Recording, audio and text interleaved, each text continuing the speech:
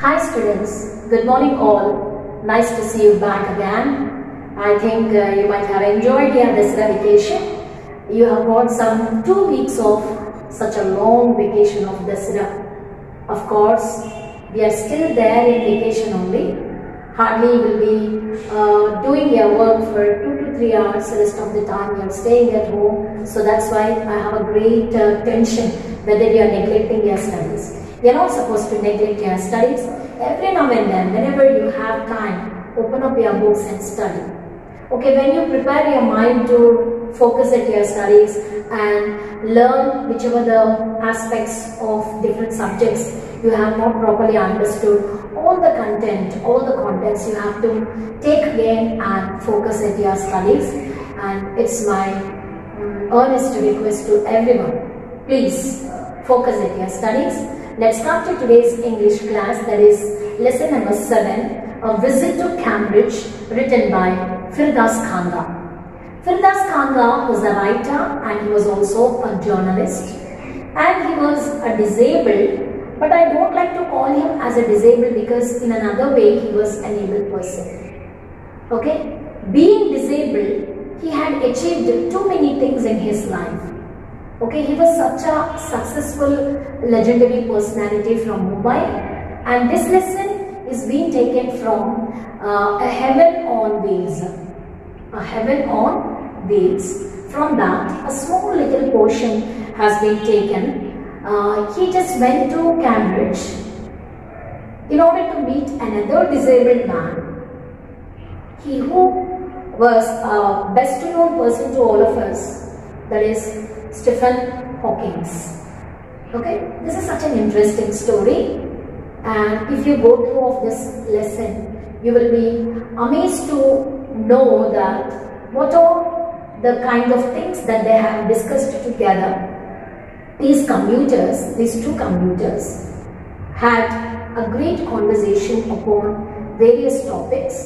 Especially Firdaus Khanga would like to know much about Stephen Hawking, being such a person who was confined to a wheelchair, but still he had done such a hard work to become an astrophysicist. Do you know what is meant by astrophysicist? A person, one who studies stars, planets, and also materials and too many things that are dealing with the stars and the astrology. Actually, astrology and astronomy, two different things actually. This is astrophysics, the physics which deals with stars, planets and other heavenly bodies in we can say that solar system or in the galaxy. Okay, too many galaxies are there. In that, solar system is also one of the things, and in the solar system there are many galaxies, and whoever, the person who has been a scholar of learning about these things is none other than astrophysicist. Okay, let us go through this lesson, A Visit to Cambridge. In order to meet Stephen Hawking, he had to go to Cambridge because he lives in Cambridge, because he was the resident of Cambridge. Actually, I should not say Cambridge, because Cambridge is a university which is located in England. Instead of using the word England, I say Cambridge. So Cambridge is a metaphor for England. So whoever says Cambridge, they are talking about England. Understand, children? England, British, London, all three places is one only. Just like Varanasi, Benares and Kashi. In the same way, Cambridge is one of the universities which is located in England. England, Britain, London, all three places are one. This is the story of a meeting between two personalities. Both of them are extraordinary personalities. Both of them are disabled, but in another way they are able in a different manner. Differently they are able. As we know, now say, Stephen Hawking is one of the greatest scientists of our time. As we all know that Stephen Hawking is related to one of the branches of science, that is physics. And again in physics, he had done specialization in astrophysics. He was an astrophysicist. Recently he had died. When he had died also, you have to tell me. Okay? You have to bring that information to me whenever we have online chat. Okay? And Stephen Hawking is one of the greatest scientists of our time. He suffers from a form of paralysis. Actually, when he was a small child, when he was a teenage boy, and when he had reached to young stage, his legs as well as his spinal cord got paralyzed. Do you know what does it mean by paralysis? One of the sides, either right side or the left side of our body will not function. Okay? It doesn't move, it never functions. So, we remain on bed, will become bedridden. And by force, by pressure, the people have to lift a person to sit and stand whenever they are just serving him. Understand? Okay? At the time of giving service to the person can be lifted by some other person. He cannot get up, he cannot sleep, he cannot sit or stand without taking the help of a person. If he wants to sit, he has to sit on a wheelchair or a chair. So when it comes to Stephen Hawking, he was completely confined to a wheelchair and allows him to speak only by punching buttons on a computer. Okay? Since he was such a great scientist, most of the people, and he had to talk to different scientists in the world and with his friends and family using a computer system which is being connected to his wheelchair, and he had to punch the buttons and the computer will give the computerized voice. Okay? When he was pressing the buttons, the paraphrasing or the sentences will be appeared on the screen followed by the voice.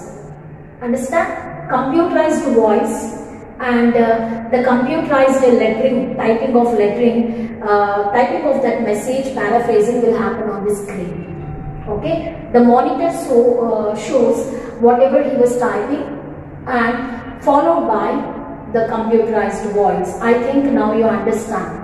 He had to punch the buttons on the computer, and whatever he was expressing, whatever the emotions or whatever the speech that he was expressing it out will be seen on the computer screen, on the monitor. And it speaks for him in a machine-like voice. The voice which comes out, it comes like a machine is speaking to us. It's a computerized voice, understand? And Firdaus Kanga is a writer and a journalist who lives and works in Mumbai. Okay? Firdaus Kanga resides in Mumbai. Stephen Hawking resides in England. Okay, one is from India, the other one is from Britain, from Cambridge or England. So from Mumbai, India to Cambridge, he had to travel over there. And you know one thing, Firdaus Kanga was also equally disabled like Stephen Hawking. He was also confined to a wheelchair. He cannot move, he cannot make a move. He had to sit on a wheelchair and he had to drive his wheel. And Kanga was born with brittle bones. What is the problem with him? Brittle bones. Brittle in the sense delicate bones. The bones will crush easily, and the bone system, the skeletal system of a person is very delicate. Slight fall also will make him to break his bones. You know, if he had a slight fall, even then it causes to get him the breakage of the bones. This is the problem that he has, brittle bones that tended to break easily. Actually, they would be tended to break so easily, what I said to you now, when he was a child. Actually, when he was a small little child, that brittle bones problem was occurred to him. That time it was very severe. That's the reason he had lost both of his legs. Like Hawking, Kanga moves around in a wheelchair.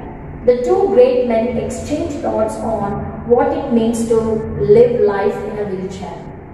Both of them see such a sad moment, such a sad incident that as normal people, we need to compare ourselves with the disabled people.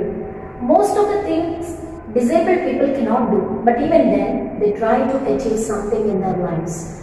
Especially, I would be wondered whenever I see the blind people sitting in one of the junctions and singing. They have the singing talent, and some people can play the instruments so nicely. In the same way, disabled people or can be more able at one point of their life. Okay, so being normal people, why can't we try? Okay, we normal people never try, and we never have any goal in our lives. We should not live our lives in a useless manner. We should be useful to others. Some people, they cannot be useful to themselves also. Okay, so we have to learn from this lesson how we can think about our lives, how can we mold our lives in a very good manner. So we have to hold on, we can press on, we have to finish. Do you know what does it mean by hold on, press on and finish? We have to hold to some goal, and we must press on, means you stick to that point and you finish. You have to end that particular goal, or you have to reach that goal successfully. That kind of thinking levels that we need to develop. Okay, we all must need to think brightly. Here in this lesson, we will learn some good lessons from these two interesting personalities. Cambridge was my metaphor for England. Okay, Firdaus Kanga was telling. What is the metaphor for him? Cambridge was my metaphor for England, and it was strange that when I left it, had become altogether something else, because I had met Stephen Hawking then. When he was leaving Cambridge, he went to England. And at the time of leaving England, after meeting Stephen Hawking, okay, he felt something amazing, so strange that he was coming back, he was getting back to Mumbai with lots of treasure with him. You know, he had come back to Mumbai after he met this Stephen Hawking. Okay, it was such a great treasure for him. That means something important, some essential information that he had collected from Stephen Hawking. It was on a walking tour through Cambridge that the guide mentioned Stephen Hawking. When he went to England, he had gone to the University of Cambridge along with a guide. Whenever we go to a completely a new place, we need to have a guide, because we are completely unknown to that place. We are not known about most of the places. It is not safe to go alone without knowing the map or without having the guide. So here the guide had driven Firdaus Kanga first to Cambridge, next to Stephen Hawking. Okay, and poor man who is quite disabled now. Actually, when he had met Stephen Hawking, he felt that man was a disabled person. Though he is a worthy successor to Isaac Newton. Actually, he was a successor to whom? Isaac Newton. Do you know what does it mean by successor? Successor is nothing but after the father's death, the property will be managed by the firstborn of the family. Do you know? Do you know? What do we call him? Successor. Successor. Successor means a person, one who takes away the family, or one who, okay, show them the guidance, or one who stands first and take care of the whole family is nothing but a successor.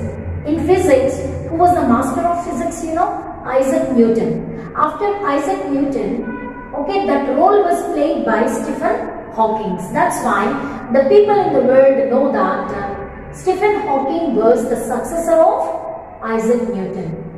And whose chair